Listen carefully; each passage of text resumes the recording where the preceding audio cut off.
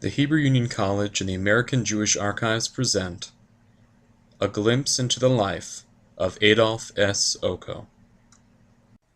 Adolph S. Ocko, pictured here, was born in Russia on January 5, 1883.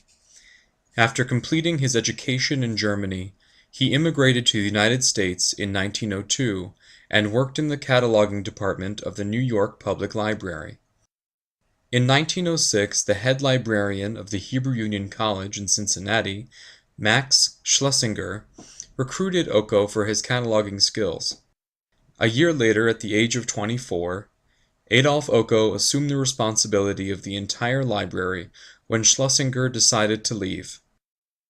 Expansion became Ocko's primary objective, and in his 27-year tenure, the Hebrew Union College Library would triple in size and acquire enviable prestige. Shortly after World War I, Ocko traveled to Europe and purchased 18,000 items for the library's collection. Included were thousands of Hebrew manuscripts printed in the 15th and 16th century, the Edward Birnbaum music collection, and a collection of 17th century manuscripts from the community of Chinese Jews in Kaifengfu.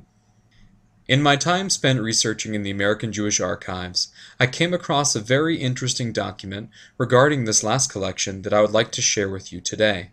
In 1851, the London Society for Promoting Christianity Among the Jews sent a mission of enquiry to the Honan province in China in an effort to collect and preserve ancient Jewish documents located inside the synagogue in its capital city, Kaifengfu.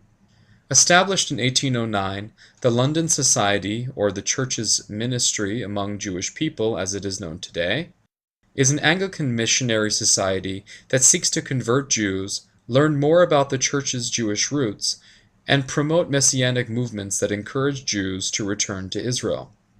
Locating and preserving ancient Jewish documents, such as those manuscripts that were recovered from the site, were displayed by the Society in several notable museums.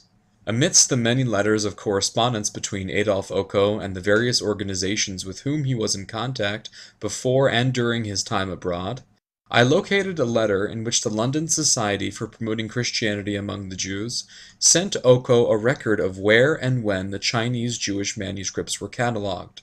I will now read an excerpt from this letter. The synagogue at Kaifengfu was said to have been built in 1190 AD, but the Jews themselves assert that their race entered China as early as the Han Dynasty, between 205 BC and 220 AD. 6 rolls of the law were purchased for about £130 from the Jewish community. Each roll contains a complete copy of the Pentateuch, written upon thick sheepskins sewed together, without points, or any of the modern divisions into sections or even books. One of these rolls was presented by the committee of the Society to the British Museum, another to the Bodleian Library at Oxford, a third to the University Library at Cambridge, and a fourth to the Bishop of Victoria for the Missionary College of St. Paul's at Hong Kong. The remaining 2 rolls are retained in the Society's library.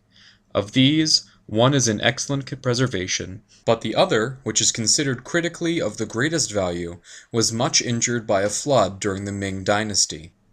A number of smaller manuscripts were also brought away. These are not written upon parchment, but upon several folds of the thin Chinese paper pasted together into one consistency.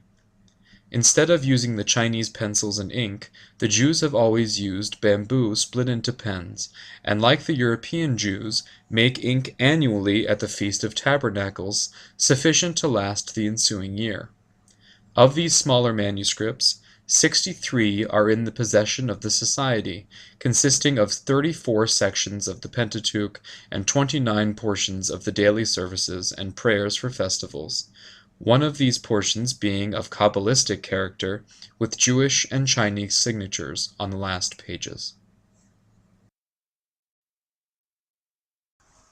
Ocko knew well that such a rare find would be an important addition to the Hebrew Union College's library. In 1918, at the culmination of his tour abroad in Europe, Ocko purchased the remaining Chinese manuscripts from the London Society and shipped them back to HUC. A new library needed to be built in order to accommodate such a vast amount of new material. By 1931, just before the culmination of his tenure as librarian, he managed to convince donors to contribute $250,000 towards a new facility.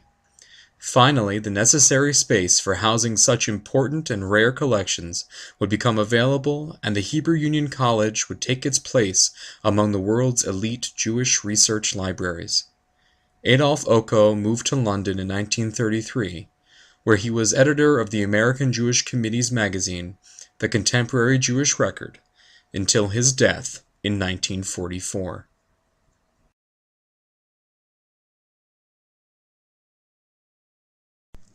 This has been a presentation of the American Jewish Archives and the Hebrew Union College Jewish Institute of Religion.